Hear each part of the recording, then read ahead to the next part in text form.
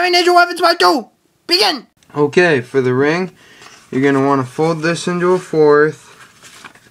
Your last half sheet. You're going to want to tear it.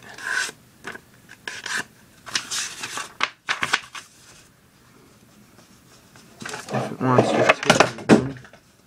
Oh, that was loud. Glue stick fell. And then you're going to fold it into half a few times.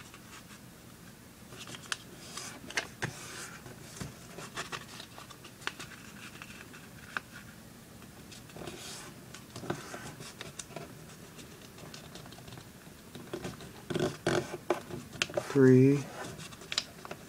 Let's do it a fourth just for the heck of it.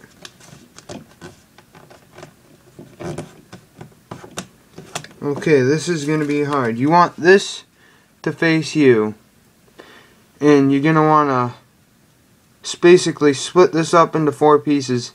I'm going to do it by eye, but if you want, you can take and measure it out and split it up into 4 pieces. But you're going to fold it along the 4 marks if you measured it out.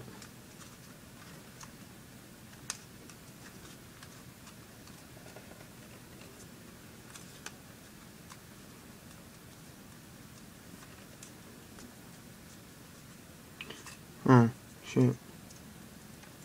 This one you're going to want to go under with, or whatever. You get the point. Over, actually.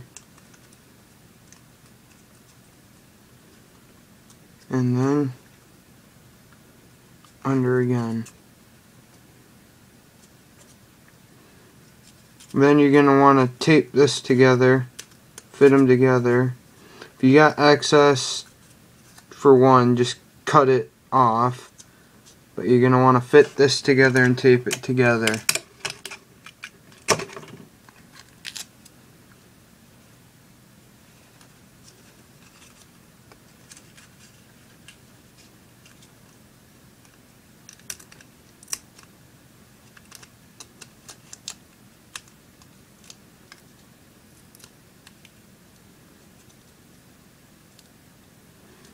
And then, if it wants to stay, I'll probably have to tape it a little more.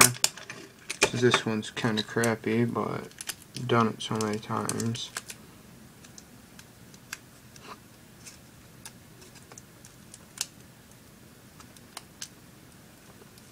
And then you take your kunai, depending on hand size and how you want to fit it, you fold over the end.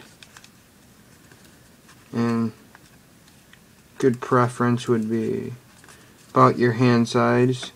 And you take the taped end, you want this taped end under it so it can't be seen. Then you take your tape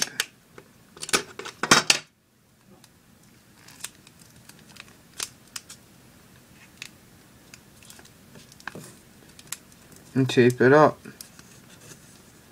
You're going to want to make sure that rod's in there. Take a piece of tape and go around the rod real good. And make sure all your edges are nice and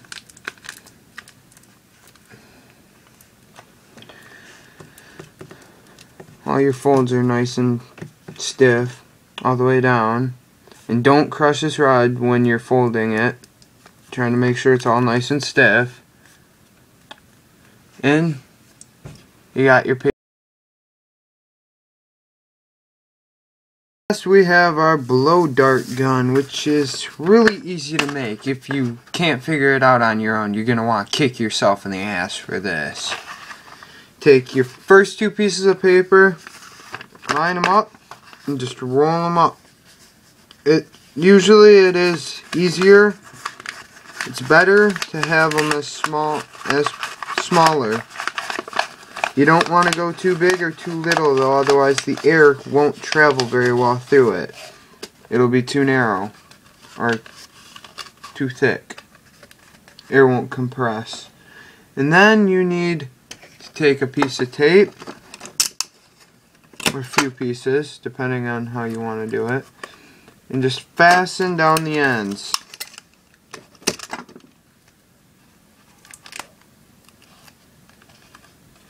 Not very hard.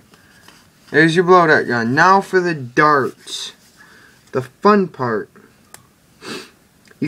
I suggest playing with these, finding your personal preference, what you like best.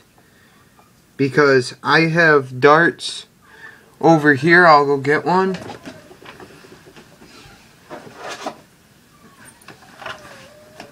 That are long, and I have short darts. And I like to put the beads in them. Little beads or pellets, or put pellets or beads at the ends. Because then they'll fly straighter and they won't twirl around like little things or dart.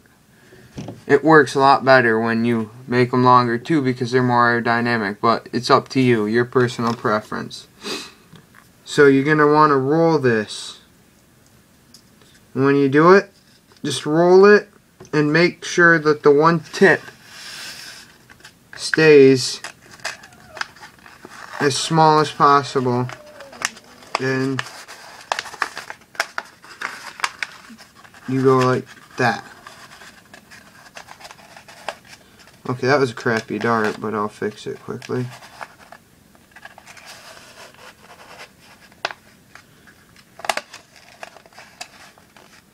And then you're going to take a piece of tape. Ooh la la. It's magnificent. Mais oui. And to get the dart size, you just put it in your blow dart tube and mark with a pencil. Where's the mark? Oh God, I can't find the mark now. Okay, I'll do it again then. Oh, it's on the blow dart tube itself. Just mark with a pencil, like so, if you can see it. And take a pair of scissors and just snip.